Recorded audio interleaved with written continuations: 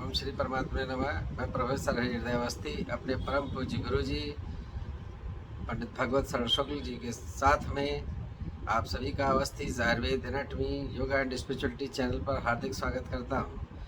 गुरु जी गीता उपनिषद वेद पुराण के मर्मज्ञ हैं और आज वह गीता के 13वें अध्याय के चौथे श्लोक का विश्लेषण करेंगे। तो अब हम लोग चलते हैं गुरु जी की ओर। नमोस्त्वनन्ताय सहस्रमूर्तये सहस्रपादाक्षिशिरोरुवाहवे सहस्रनाम्ने पुरुषाय शाश्वते सहस्रकोटियुगधारिणे नमः। कृष्णाय वासुदेवाय हरे परमात्मने प्रणतक्लेशनाशाय गोविंदाय नमो नमः। इस चैनल से संबद्ध सभी विद्वद्गण, सभी जिज्ञासु छात्रवृंद, सहृदय सज्जन वृंद एवं इस चैनल के संस्थापक तथा प्रबंधक आचार्य हरिहृदय अवस्थी जी, हम लोग इस गीता ज्ञान यज्ञ के शुभ अवसर पर 13वें अध्याय की चर्चा कर रहे हैं, जिसका आज चौथा पद्य है। ऋषिभिर बहुधा गीतम छंदोभिर्विविधैः पृथक् ब्रह्मपुत्र पदैश्चैव हेतुमद्भिर्विनिश्चितैः।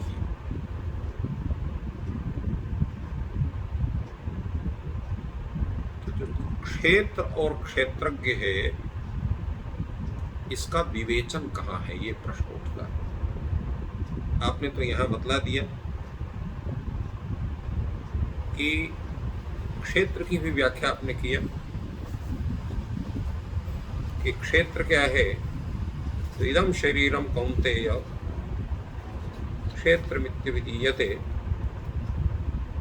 ये आपने कहा क्षेत्र के विषय में।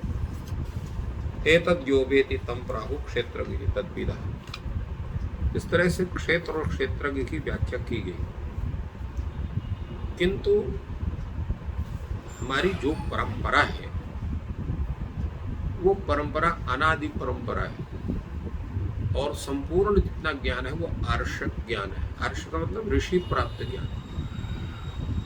ऋषेः आगतम आर्षम, ऋषि से संप्राप्त। इसलिए हमारे यहाँ परंपरा है, श्रुति परंपरा, शास्त्र परंपरा, ज्ञान परंपरा। गुरु से ही अधीत करके उस विद्या का ज्ञान करना। स्वतः हम अगर करते हैं तो निर्भ्रांत ज्ञान नहीं होता। आप किसी भी ग्रंथ को आप पढ़ेंगे, एक सामान्य ग्रंथ है, आप गीता को ही पढ़ेंगे या किसी एक नीति शास्त्र के ग्रंथ को पढ़ेंगे या कोई भी ग्रंथ पढ़ते हैं, आप उसको पढ़ेंगे, कुछ समझेंगे भी, किंतु अनेकत्र आपको भ्रांतियाँ होंगी, सही ज्ञान आपको नहीं होगा, भ्रम रहेगा। यहाँ पर यह होगा कि नहीं होगा, क्या होगा, या गलत अर्थ की भी संप्राप्ति हो सकती है। इसलिए कहा कि गुरु से ज्ञान करना चाहिए। गुरु से प्राप्त जो ज्ञान है वो निर्भ्रांत ज्ञान होता है, उसमें फिर भ्रांति नहीं होती, संदेह नहीं होता, असंदिग्ध ज्ञान होता है, निर्भ्रांत ज्ञान होता है। इसलिए यहाँ पर भी जो क्षेत्र की परंपरा है, उसका भी कोई ऐसा प्रामाणिक ग्रंथ होना चाहिए जिसमें इसका विवेचन है और तदनुसारी गीता का विवेचन है। गीता शास्त्र की प्रामाणिकता भी तभी है जब वह शास्त्र से, स्मृति से,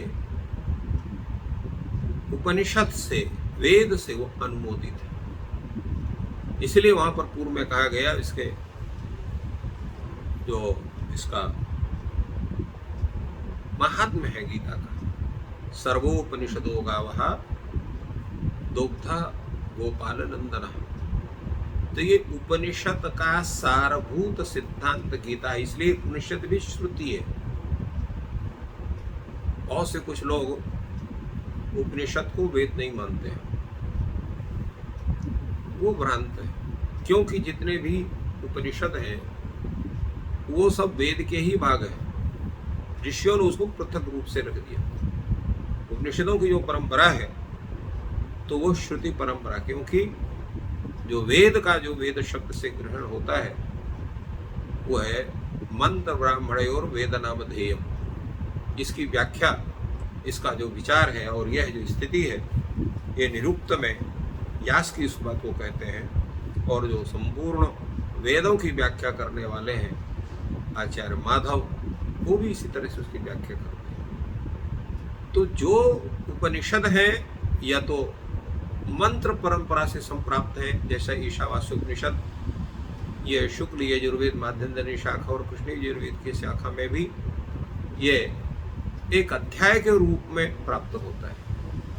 इसी तरह से अन्य उपनिषद भी हैं, या तो वो मंत्र भाग से संबद्ध है या वो ब्राह्मण भाग से संबद्ध है। जैसे बृहदारण्यक उपनिषद है तो वो शतपथ ब्राह्मण में प्राप्त होता है। इसी प्रकार छांदोग्योपनिषद है, वो भी ब्राह्मण भाग विशेष से प्राप्त होता है। तो तात्पर्य यह है कि उपनिषद भी श्रुति वाक्य है, और उन श्रुति वाक्यों का आश्रय करके गीता इस ग्रंथ को लिखा गया है, इसलिए ये पूर्ण रूप से प्रामाणिक है। और इसीलिए भगवान कहते हैं कि ये क्षेत्र का जो विभाग है ये मेरे द्वारा किया गया ही नहीं है।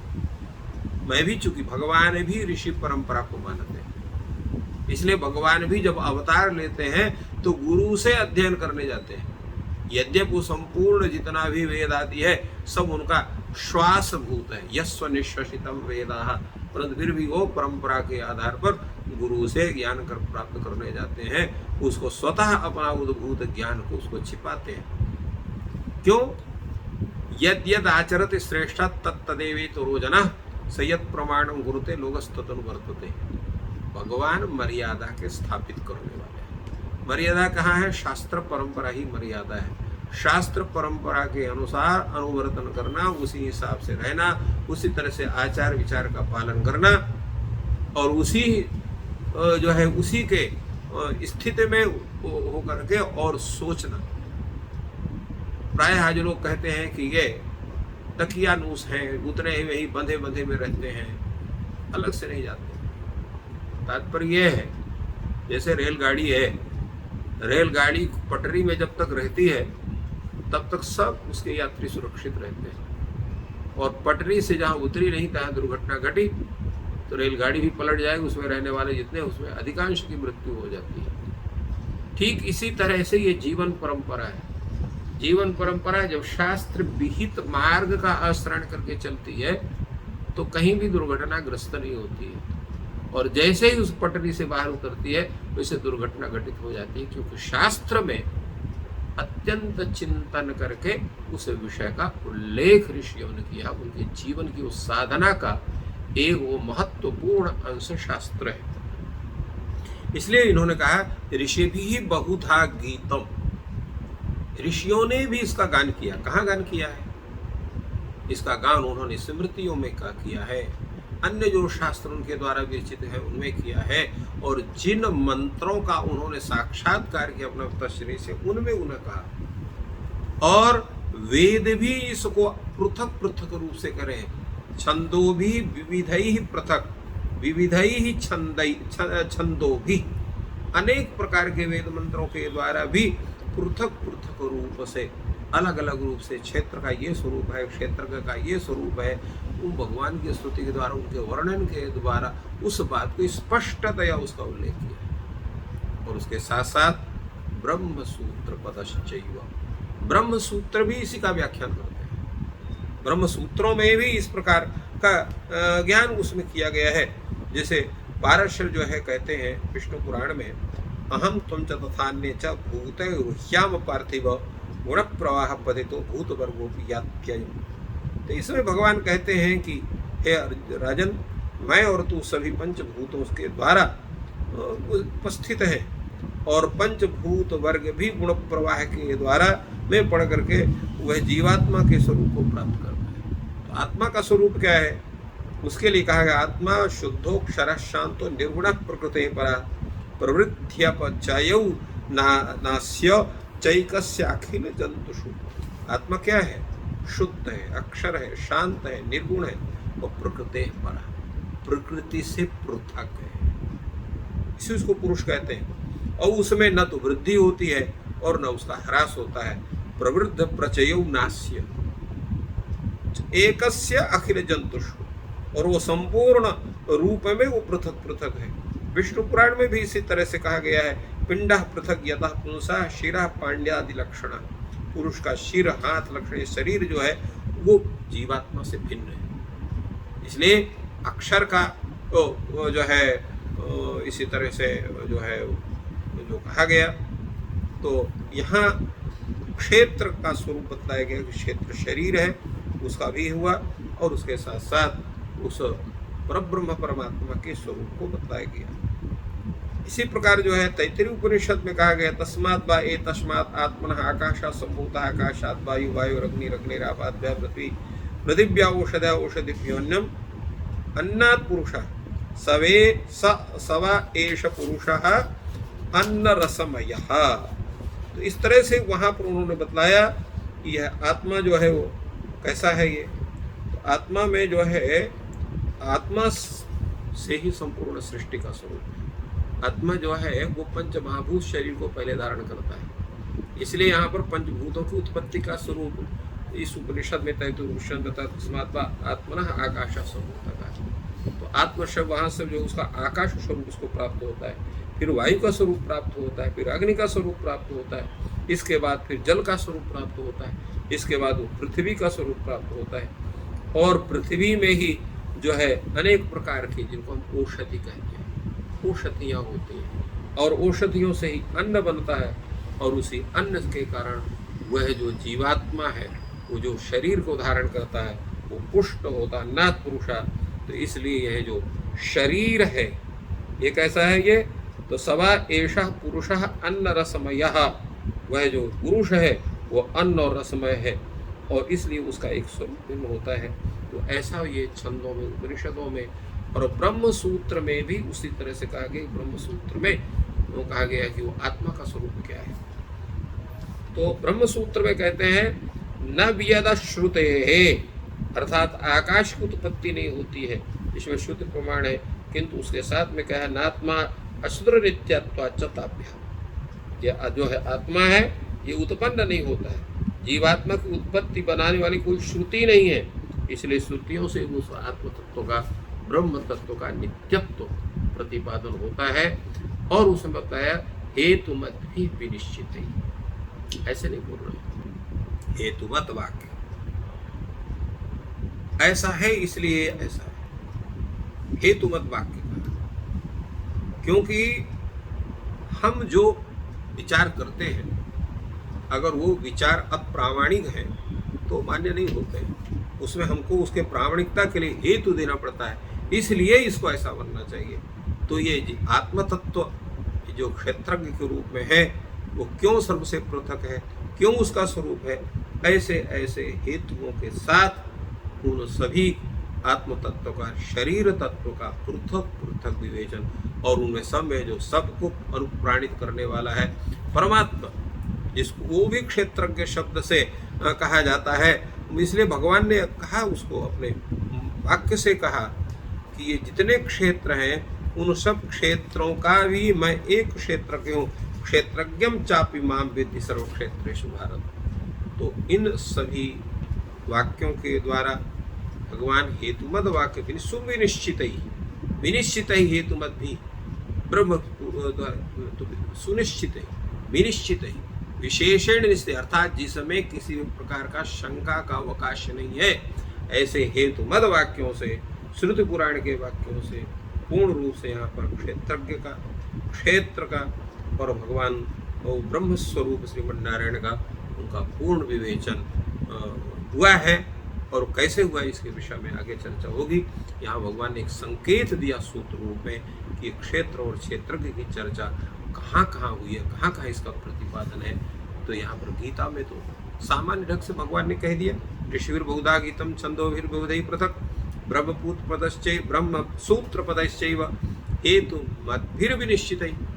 परंतु किसी को बहुत बड़ी जिज्ञासा है तो उनको स्मृतियों को पढ़ना चाहिए, उनको उपनिषदों को पढ़ना चाहिए, उनको आरण्यकों को पढ़ना चाहिए, वेद के जो मंत्र भाग उसका पढ़ना चाहिए, ब्राह्मण भाग का अध्ययन करना चाहिए, और उसके साथ साथ ब्रह्म सूत्रों का अध्ययन करना चाहिए। तो अब आपके ऊपर निर्भर है कि आप दूध जमा करके दही को मथ करके तब मक्खन खाना चाहते हैं कि पका पकाया मक्खन आपको मिल रहा है उसको खाना चाहते हैं, ये आपके ऊपर निर्भर है। तो इसी तरह से जितने भी ब्रह्म सूत्र हैं, वेद हैं, उपनिषद हैं, उन सब को मथ करके जो गीता रूप नवनीत हमारे सामने उपस्थित है, उसको पढ़ के अगर उसी के द्वारा हम अगर समझ सकते हैं, उसको जान सकते हैं, उस परमात्मा तत्व को विश्वास कर सकते हैं, उन वाक्यों के द्वारा उस परम तत्व का ज्ञान हम कर सकते हैं, तो वो आपको शीघ्रतया उसको ज्ञान हो सकता है।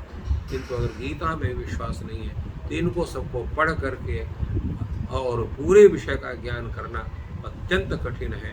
बहुत ही विज्ञ व्यक्ति उसको कर सकता है, जिसके पास समय भी हो, बुद्धि भी हो और सौभाग्य से ऐसे गुरुजन भी हो जो उन सब विषयों का ज्ञान करा सके। इसलिए यह गीता जो ज्ञान है ये सर्वसुलभ है, सबके लिए है। एक सामान्य व्यक्ति भी इसके अर्थ का ज्ञान कर सकता है। एक जो अत्यंत अनेक शास्त्रों का ज्ञान ज्ञानता हो वो भी इसका ज्ञान कर सकता है। और जब इसके गहराई में हम जाएंगे तो यहाँ पर अनेकों भाष्य हो चुके हैं गीता में, अनेक व्याख्यान हो से गांधी जी ने भी विवेचन किया, तिलक जी ने विवेचन किया, अन्य अनेक आचार्यों ने इसका विवेचन किया, फिर भी आज लगता है कि इसमें और भी कुछ लिखना चाहिए। तो ये गीता का ये स्वरूप है। इसको आप जितना ही आप समझना चाहेंगे उतने रहस्य आपके सामने उपस्थित होंगे। और अगर थोड़ी बुद्धि है, छोटी बुद्धि है, तो जो सरल स्वरूप उसका भी ज्ञान करके और अपने ज्ञान से आप संतुष्ट हो सकते हैं। ये गीता का एक प्रभाव है। ये जो है अणोरणीयान महतो महियान, ये अणु भी है और छोटा अणु है और बहुत बड़ा भी है और बहुत से बहुत बड़ा है। ये गीता का एक रहस्य है जिसको हम लोग जानना चाहेंगे, उस तरह से इसको प्राप्त कर सकते हैं। तो सामान्य बुद्धि के लिए भी गीता शास्त्र है, विशिष्ट बुद्धि वाले के लिए भी गीता शास्त्र है। ये भगवान ने इस श्लोक के माध्यम से हम लोगों का मार्ग प्रशस्त किया। यही भगवान की जो है वो महिमा है। तो इस प्रकार से गुरु जी ने क्षेत्रज्ञ